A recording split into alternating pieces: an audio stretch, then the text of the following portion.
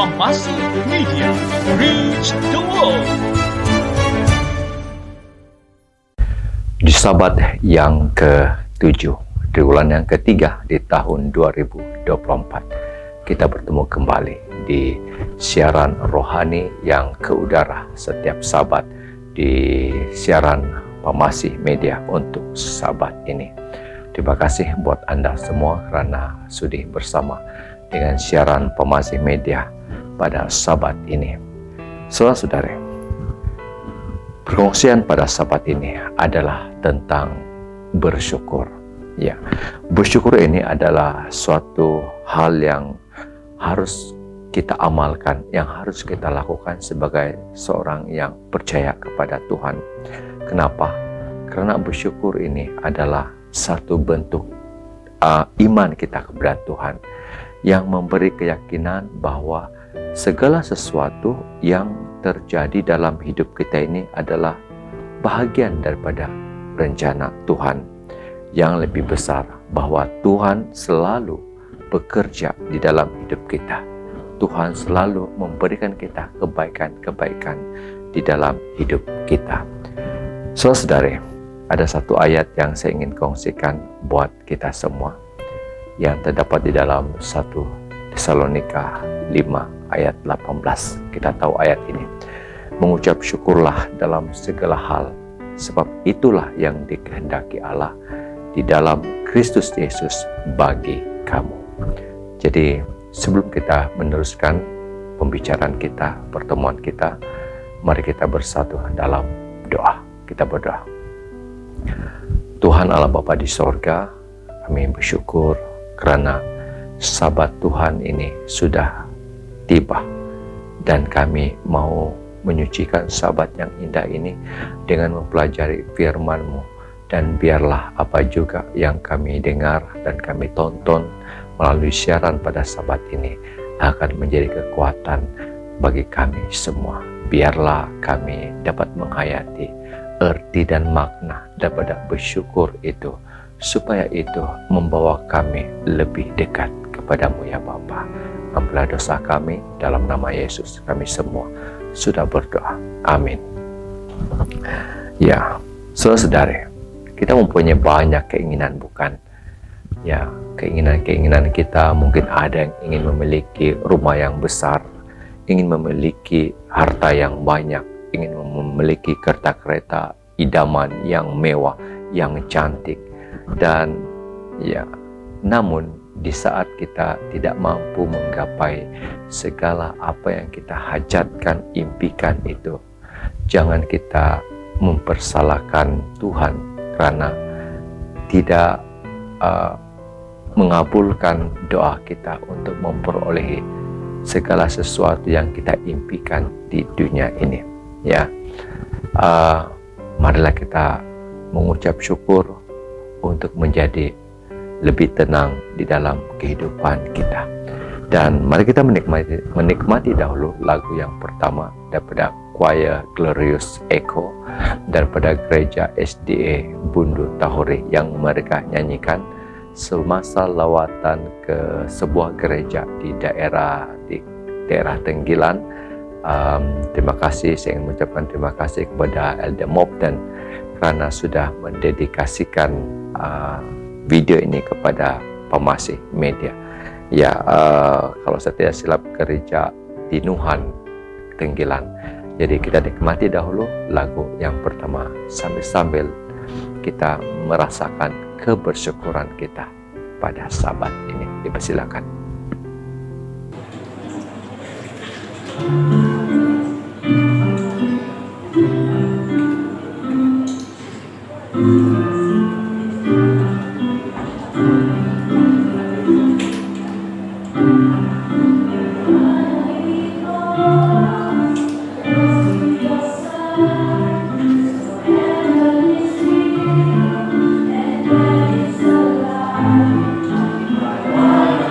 Voices of angels above.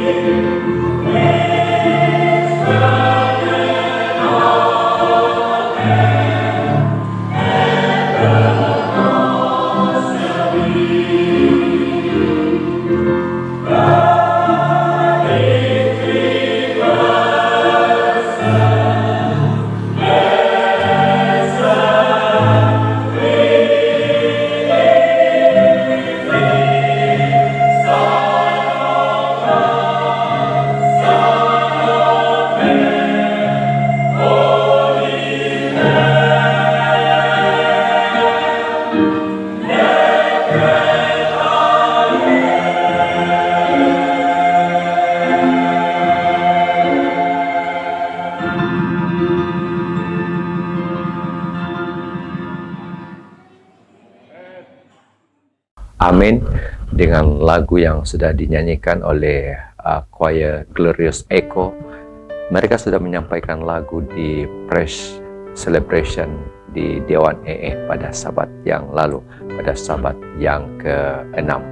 Dan saudara-saudari, kita berbicara tentang bersyukur. Ya, bersyukur ini sangat baik sekali. Kadang-kadang mudah bagi kita mengucap syukur ketika keadaan itu baik-baik saja, ya. Tetapi alangkah sulitnya untuk kita mengucap syukur ketika kita berada di dalam situasi yang sulit, situasi yang sesak, satu keadaan yang rumit dalam hidup kita. Oke, dan sebuah ucapan syukur ini sesungguhnya merupakan hal yang sangat penting dalam kehidupan kita sebagai umat Tuhan.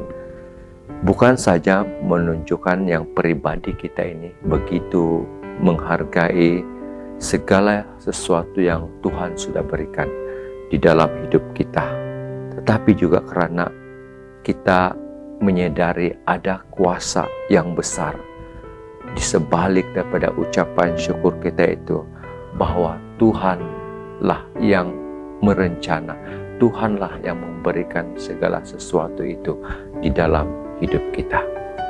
Jika hari ini kita menerima sesuatu, mendapat sesuatu yang kita impikan, mari kita mengucap syukur. Dan mari kita menjauhkan perasaan untuk menginginkan sesuatu, sehingga kan itu membuat kita melakukan dosa. Saudara-saudari, satu lagu yang telah saya rakam semasa praise celebration di Dewan EE pada Sabat lalu, yang dinyanyikan oleh Hope Herald Singer, male chorus daripada Gereja Keliangau Manggatal. Mari kita menikmati lagu ini sekali lagi yang saya rakam dan saya sudah siarkan di channel keluarga kami, yaitu In God Production. Kita nikmati dahulu lagu yang kedua. Dipersilakan. Hilang dalam dosa, Yesus yang selamatkan, dan Tuhan memegang kehidupanku. Yesus mengasihi, namaku tertulis, berbicara pada Yesus penghibur. Dan mari berbicara pada Yesus, beritahu semua kesukaranmu.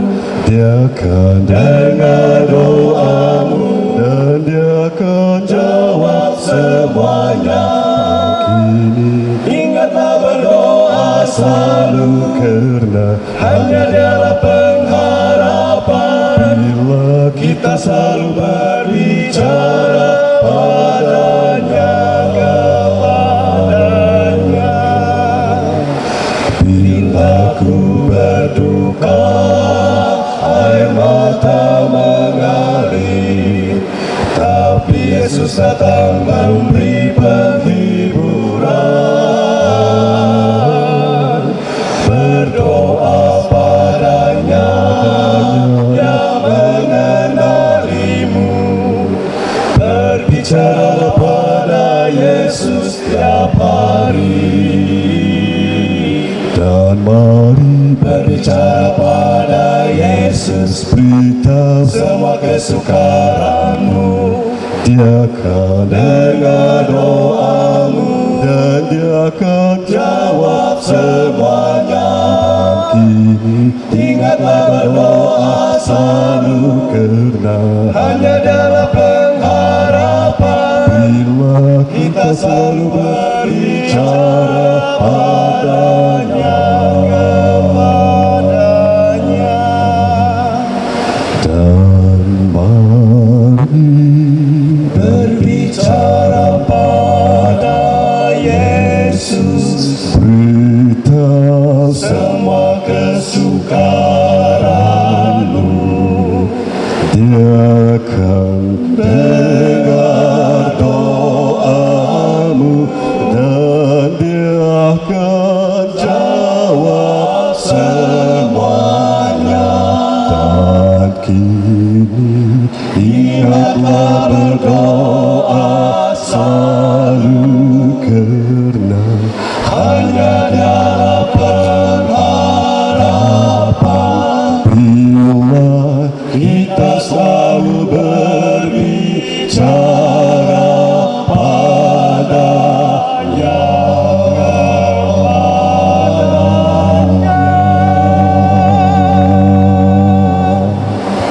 Amin. Dengan lagu yang sudah kita nikmati, Hope Herald Singer, male chorus daripada Gereja SD Keliangau Manggatal. Ya,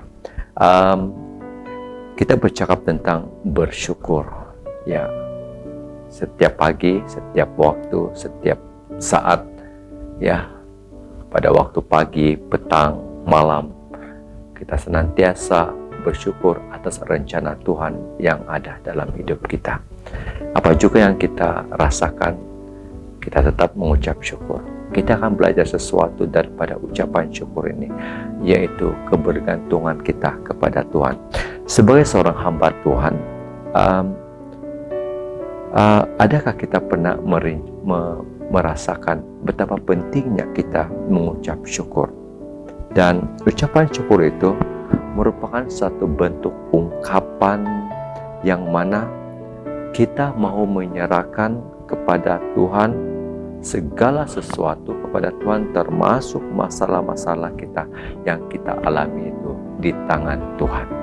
Demikianlah kita menyatakan, kita menyerahkan segala sesuatu kepada Tuhan, berserah sepenuhnya, dan menyatakan kepada Tuhan bahwa kita mau dibentuk, diproses sesuai dengan kehendak Tuhan, rencana Tuhan.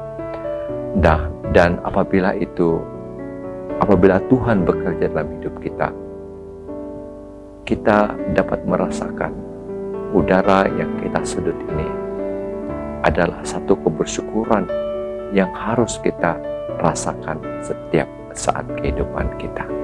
Air yang kita minum, nasi sesuap yang kita makan itu, yang memberikan kita tenaga, kita harus merasa bersyukur karena Tuhan tidak pernah membiarkan kita.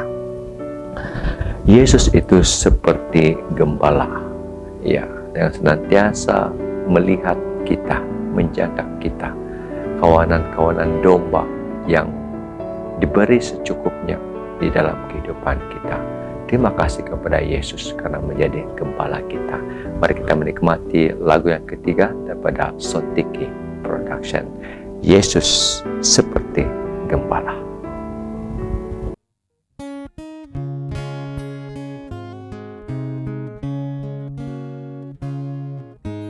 Yesus seperti gembala, kami ini dombanya.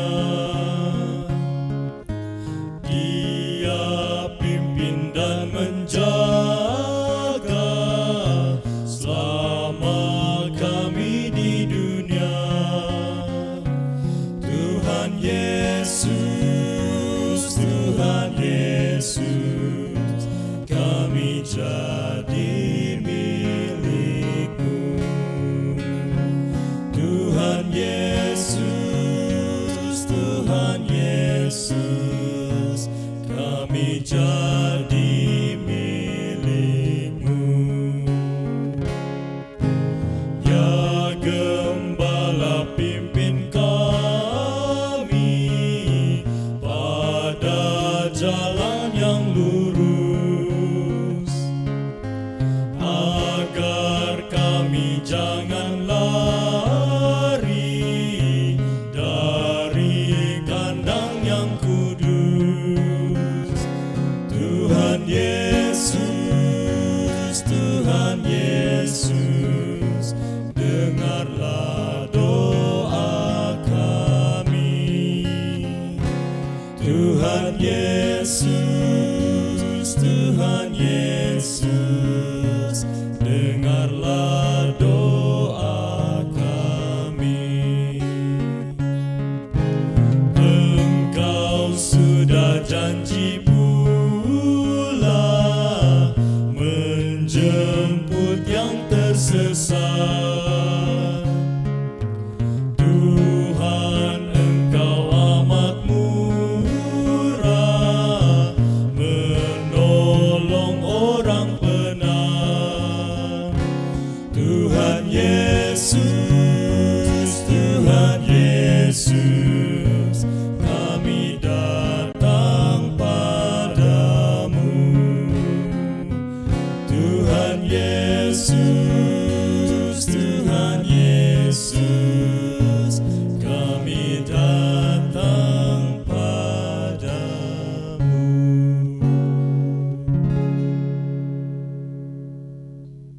Amin. Dengan lagu yang sudah kita nikmati daripada Sontiki Production, Yesus Seperti Gembala. Satu ayat yang selalu kita gunakan pada waktu kita merasa bersyukur ya pada waktu kita menghadapi apa juga situasi dalam hidup kita. Di dalam Filipi 4 ayat 6 ya, janganlah hendaknya kamu khawatir tentang apapun juga, tetapi nyatakanlah dalam segala hal keinginanmu kepada Allah dalam doa dan permohonan dengan ucapan syukur. Saban waktu kita berdoa, menyampaikan isi hati kita kepada Tuhan, dan kita senantiasa bersyukur dengan apa yang sudah kita ada pada saat ini. Ya, pada saat kita bersyukur, sebenarnya kita meninggalkan segala keinginan pribadi kita dan menerima sepenuhnya apa yang sudah terjadi. Bahkan dalam keadaan yang buruk pun dalam hidup kita, kalau kita benar-benar menyerahkan hidup kita kepada Tuhan, kita akan menjadikan perkara yang buruk itu di sudut pandang positif, bahwa itu semua akan mengajar kita dan mendewasakan kita. Saudara-saudari, dalam kebersyukuran kita belajar menghargai segala sesuatu yang sudah Tuhan berikan kepada kita pada hari ini. Dan kita percaya dengan iman kita bahwa seteruk manapun ataupun seburuk apapun yang kita alami dalam kehidupan kita pada hari ini, kita percaya bahwa ada suatu rencana besar yang Tuhan sedang sediakan buat kita di hadapan kehidupan kita. Karena itu, seperti Filipi 4 ayat 6 tadi, berdoalah, sampaikanlah permohonan kita dengan ucapan syukur. Ya, mari kita bersyukur dalam hidup kita. Kita hidup dalam kekurangan, kita hidup dalam masalah. Namun, di saat kita bersyukur, semua itu dilembutkan dan semua itu dilenyapkan. Dan kita mendapat satu kekuatan yang benar-benar datang daripada Tuhan. Kita tetap berdiri teguh dalam kesulitan dan tetap bertahan untuk keluar dari kemelut kesusahan di dunia ini. Ya, mari kita pakukan perasaan kita, rasa kesyukuran kita itu kepada salib Yesus. Biarlah itu menjadi satu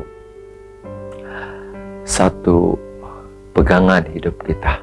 Apa juga yang kita alami, kita tidak akan pernah menyalahkan Tuhan di dalam hidup kita.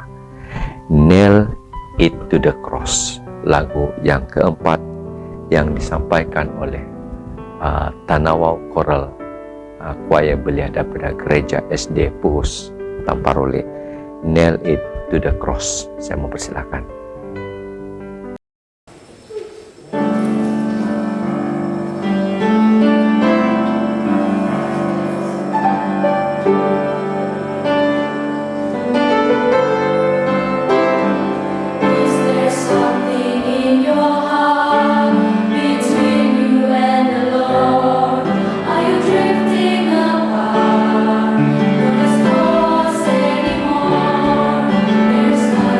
You can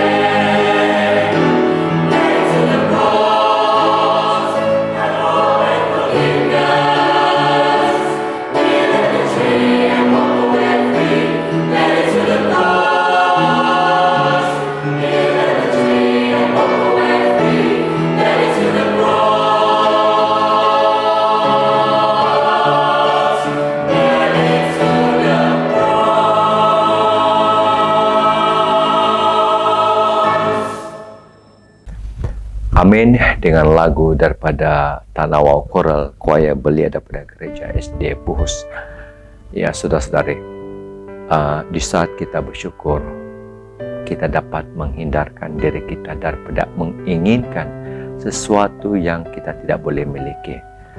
Kita dapat menghindarkan diri kita daripada menginginkan sesuatu yang bukan milik kita, yang bukan hak kita. Dan apabila kita bersyukur, itu menyebabkan kita tidak melakukan dosa. Kita tidak ada keinginan untuk memiliki hak orang lain. Kita tidak ada keinginan untuk merampas hak orang lain. Karena kita berkata, apa yang kita ada, syukurlah. Suatu masa nanti, Tuhan akan cukupkan itu buat kita. Ya, kalau kita belajar bersyukur, makan nasi sedikit dengan makanan ala kadar itu menyebabkan kita begitu kenyang dan begitu bersyukur. Namun kalau kita merasa tamak, semua itu tidak cukup. Kita akan mau lagi dan mau lagi. Dan karena itu kuasa daripada bersyukur itu memang sangat luar biasa dalam hidup kita. Ya, mari kita positif dalam apa juga situasi yang kita hadapi. Dan yang penting kita tidak jatuh ke dalam dosa. Di saat kita bersyukur, Tuhan adalah yang pertama dalam hidup kita. Tanpa membuang masa, saya menjemput pembicara kita yang akan menyampaikan renungan pada Sabat ini. Sudah pastinya tentang kesyukuran. Dan saya ingin menjemput seorang belia anak gadis yang missionary, YM Gladys Nisha Petir, untuk mengungsikan kepada kita tentang kesyukuran.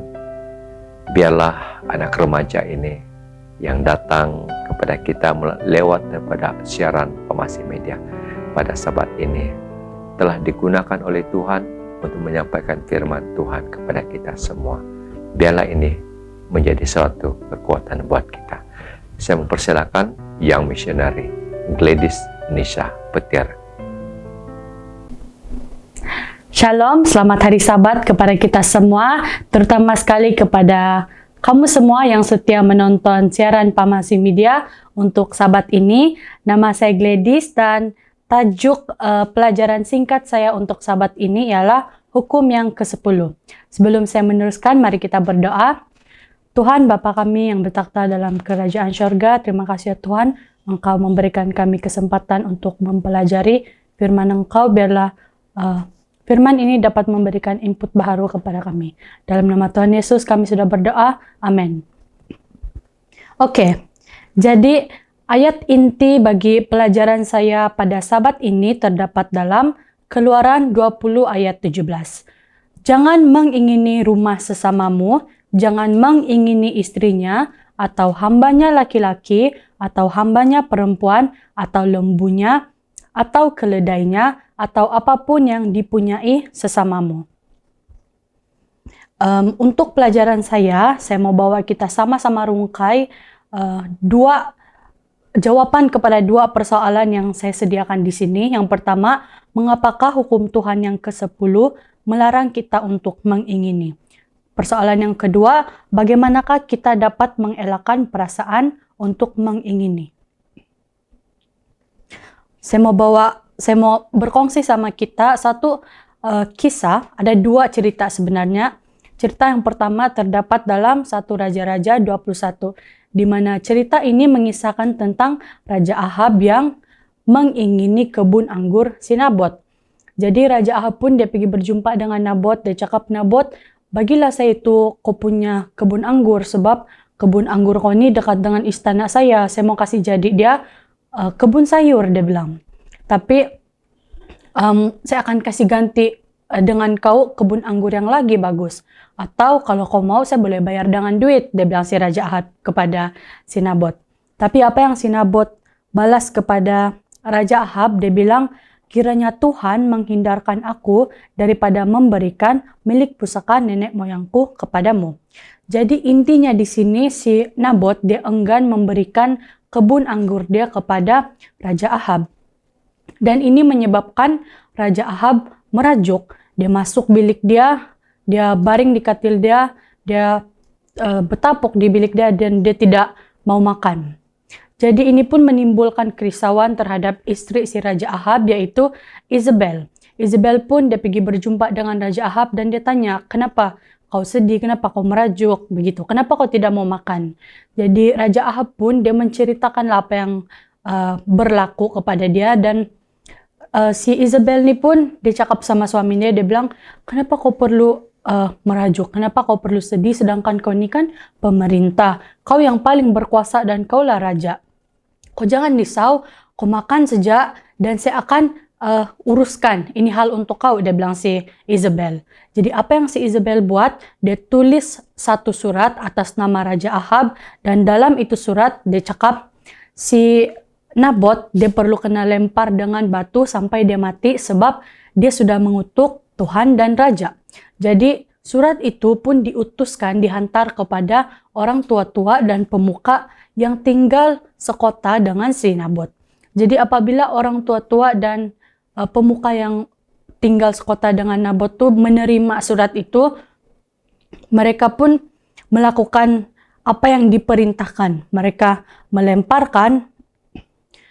melemparkan batu kepada Nabot sehingga Nabot pun mati. Apabila Raja Ahab menerima akan kabar ini, dia pun gembira dan dia pun ambillah kebun anggur si Nabot.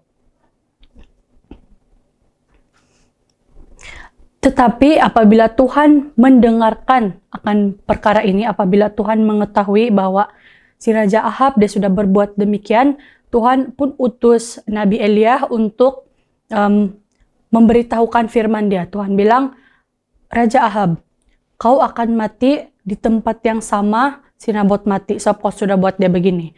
Bukan kau saja, tapi bini kau punya istri dan kau punya keturunan akan dikutuk oleh saya, dia bilang si Tuhan. Dia bilang Tuhan. Lepas tu si Raja Ahab dia pun takut dan dia terus bertaubat. Tapi sekiranya si Raja Ahab tidak bertaubat, sudah tentu dia akan mengalami atau merasakan murka Tuhan terhadap dia. Jadi melalui cerita Raja Ahab ini kita dapat pelajari bahwa perasaan mengingini dapat mendatangkan ketamakan dalam diri. Apabila diri kita dikawal dengan keinginan nafsu kita untuk memiliki sesuatu, kita sanggup untuk melakukan apa saja untuk memenuhi keinginan itu, termasuklah hal yang jahat dan hal yang keji di hadapan Tuhan. Nah, ini poin dia bawa saya kepada cerita saya seterusnya, yaitu cerita pasal Raja Daud. Cerita ini terdapat dalam 2 Samuel 11. Satu hari si Raja Daud ini dia jalan-jalan di atas soto istana dia.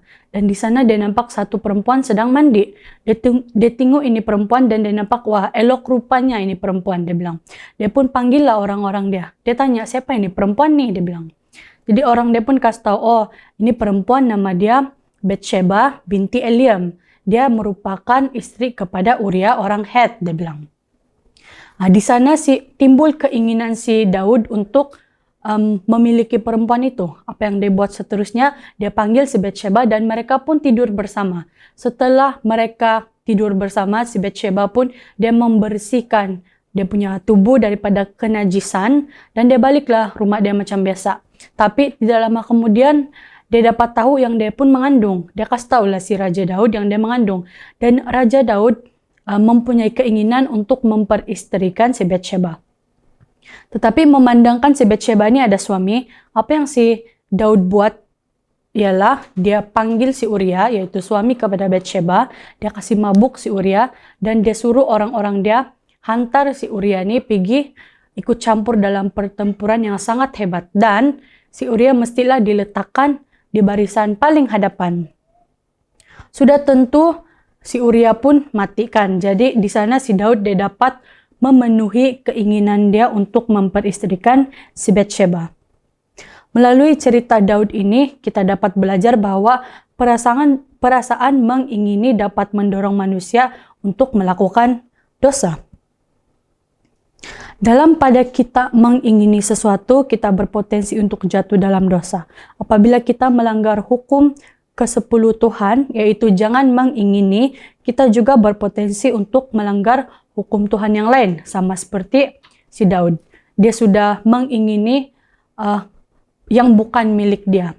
Lepas itu, untuk mendapatkan yang bukan milik dia itu, dia sanggup membunuh dan berzina. Dia sudah melanggar hukum Tuhan yang lain, yaitu hukum yang ke-6 dan yang ke-7. Ini berlaku karena bukan Daud saja, tetapi manusia, perasaan untuk mengingini sesuatu itu didorong oleh nafsu badani diri kita. Kegagalan kita untuk mengawal nafsu ini akan mendatangkan pelanggaran dan seterusnya dosa.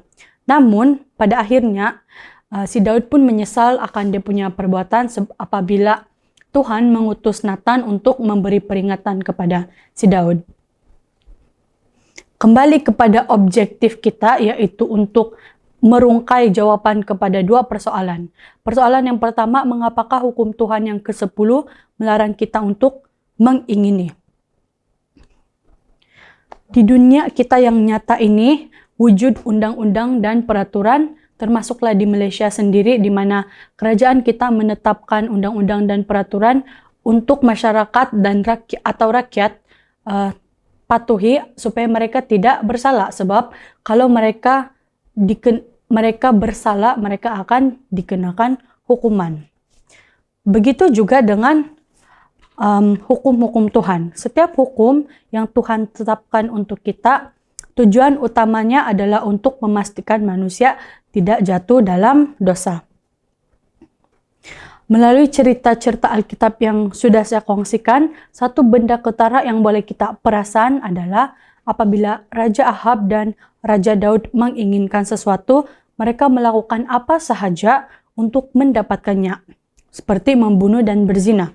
Mereka mengabaikan perintah Tuhan, lalu mereka jatuh dalam dosa. Karena manusia ini, orang punya keinginan timbul dari atas dasar keduniawian dan nafsu badani manusia sendiri. Jadi sekiranya kita mengendalikan keinginan kita itu dengan kemampuan kita sebagai seorang manusia, besar kemungkinan kita akan jatuh dalam dosa. Sebaliknya, apabila timbul keinginan dalam diri kita, apa yang kita patut buat adalah mendasarkan keinginan tersebut kepada Tuhan. Karena dalam Markus 14 ayat 34 mengatakan, roh memang penurut tetapi daging lemah. Itulah kenapa kita tidak boleh berharap dengan kekuatan kita sendiri untuk bukan saja mengendalikan kita punya keinginan, tetapi apa saja. Sebab kita ini adalah manusia yang lemah, sangat cenderung untuk jatuh dalam dosa. Oleh hal yang demikian, kita seharusnya berserah kepada Tuhan, sebab Tuhan dia tahu apa yang kita perlukan. Keluaran 14 ayat 14 mengatakan, Tuhan akan berperang untuk kamu dan kamu akan diam saja. Mazmur 37 ayat 4 mengatakan, dan bergembiralah karena Tuhan, maka ia akan memberikan kepadamu apa yang diinginkan hatimu. Persoalan kedua pula, bagaimanakah kita dapat mengelakkan perasaan untuk mengingini? Kunci utama untuk menjawab soalan ini ialah dengan sentiasa bersyukur. Masihkah kamu ingat cerita pasal Yesus dulu di mana dia memberi makan kepada 5.000 orang dengan bermodalkan 5 roti dan 2 ikan saja. Kalau kita pikir itu secara logik, sangat mustahil untuk memberi makan kepada orang yang begitu banyak dengan makanan yang sangat sedikit. Mungkin untuk satu keluarga pun tidak berapa cukupkan, ataupun mungkin cukup ngam-ngam cukup saja. Tetapi apa yang Yesus buat? Dalam Matius 15 ayat 36 hingga 38. Sesudah itu, ia mengambil roti dan ikan-ikan itu, mengucap syukur, memecah-mecahkannya dan memberikannya kepada murid-muridnya, lalu murid-muridnya memberikannya pula kepada orang banyak. Ajaib, semua orang kemudian bisa makan dengan kenyang. Bahkan dikatakan setelah itu masih terdapat sisa 7 bakul besar penuh dan mereka semuanya makan sampai kenyang. Kemudian orang mengumpulkan potongan-potongan roti yang sisa, 7 bakul penuh. Yang ikut makan ialah 4.000 laki-laki, tidak termasuk perempuan dan anak-anak. Di sini apa yang Yesus buat? Dia mengucap syukur dan makanan menjadi cukup untuk semua orang. Bahkan ada lagi lebihan sebanyak 7 bakul. Kita mampu mengucap syukur atas segala sesuatu apabila kita menghargai kebaikan Tuhan dan kita sadar bahwa apa yang Tuhan berikan kepada kita itu cukup untuk kita. Keinginan duniawi yang terus-menerus mendorong kita untuk mendapatkan sesuatu hal itu akan membuatkan kita rasa cukup bila kita dapat dia saja. Jadi bila kita tidak dapat penuhi itu keinginan, kita akan rasa tidak cukup nandode dan rasa tidak puas hati. Tetapi Tuhan tahu yang terbaik untuk kita. Apabila keinginan kita tidak dipenuhi karena Tuhan melihat itu tidak baik untuk kita, kita akan rasa kecewa dengan Tuhan dan seterusnya menjauh daripada Tuhan. Jadi sebelum perkara seperti itu berlaku kepada diri kita, kita seharusnya mendahului setiap berkat yang Tuhan berikan kepada kita dengan ucapan syukur supaya kita sentiasa merasa cukup. Dalam 1 Tawarik 16 ayat 34 mengatakan, bersyukurlah kepada Tuhan sebab Ia baik, bahwasanya untuk selama-lamanya kasih setianya. Jadi, sebagai kesimpulan pelajaran singkat saya pada Sabat ini, janganlah kita mengingini yang bukan milik kita karena proses untuk mendapatkan sesuatu yang bukan milik kita akan mendatangkan dosa, sama seperti kisah Raja Ahab dan Raja Daud. Biarlah Tuhan yang mencukupkan segala sesuatu dalam kehidupan kita karena Tuhan sentiasa ambil tahu akan keperluan kita.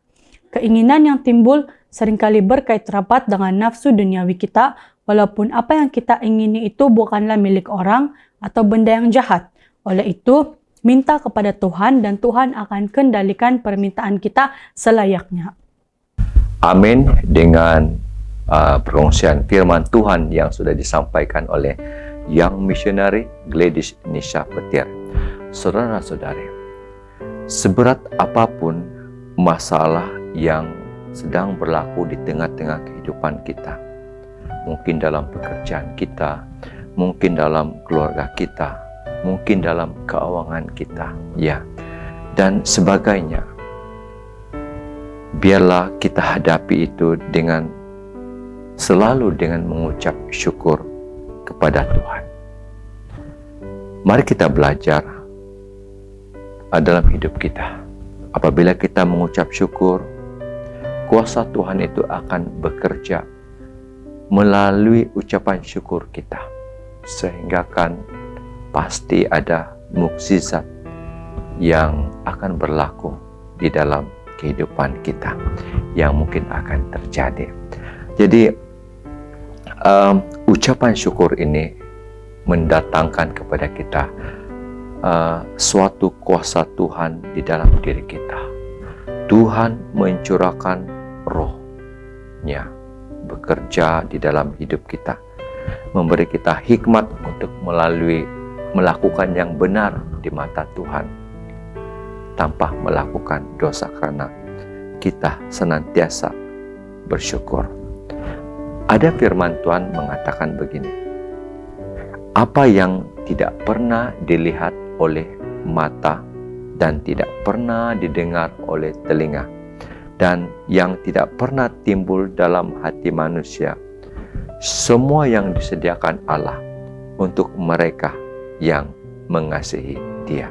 1 Korintus 2 ayat 9. Tuhan akan sediakan buat kita segala sesuatu. Pasti ada mukjizat buat kita. Dan kuncinya adalah mengucap syukur. Mari kita mengucap syukur yang membuktikan bahwa kita begitu mengasihi Tuhan kita. Jadi oleh itu, janganlah kita merasa putus asa. Saya juga mau mengatakan kepada diri saya, jangan putus asa. Walaupun saat ini saya ada masalah. Katakan itu juga kepada diri kita masing-masing. Jangan hilang harapan di saat kita menghadapi kesulitan. Semua itu tidak akan tidak akan memberikan manfaat apa-apa, hanya akan menutup berkat Tuhan kalau kita tidak bersyukur kepada Tuhan. Ucapan syukur ini akan mendatangkan berkat yang berkelimpahan di dalam hidup kita. Pastikan hari ini, saat ini, kita semua dengan penuh ucapan syukur dan percaya kepada Tuhan, setia kepada Dia, Tuhan akan memberikan jalan keluar daripada segala kerumitan, kesesakan yang kita hadapi pada saat ini. Rencana Tuhan sedang terjadi yang terbaik bagi kita pada saat ini. Kita akan menikmati lagu yang terakhir yang disampaikan oleh Elder Jaili Losod. Pandanglah burung-burung di udara, yang mana Tuhan juga menjaga ciptaannya, burung-burung tersebut. Apatah lagi kita sebagai manusia biasa yang Tuhan cipta begitu istimewa. Kita nikmati lagu terakhir untuk menutup siaran Pamasi Media pada Sabat yang ke-7 ini. Dipersilakan Elder Jaili.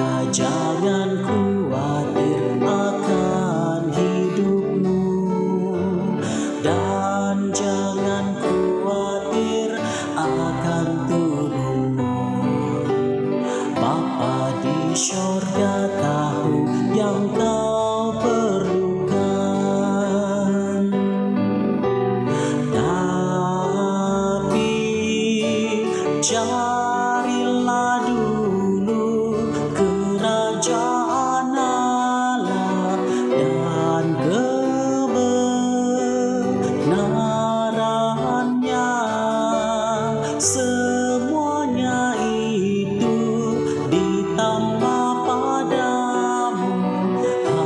Haleluya, haleluya.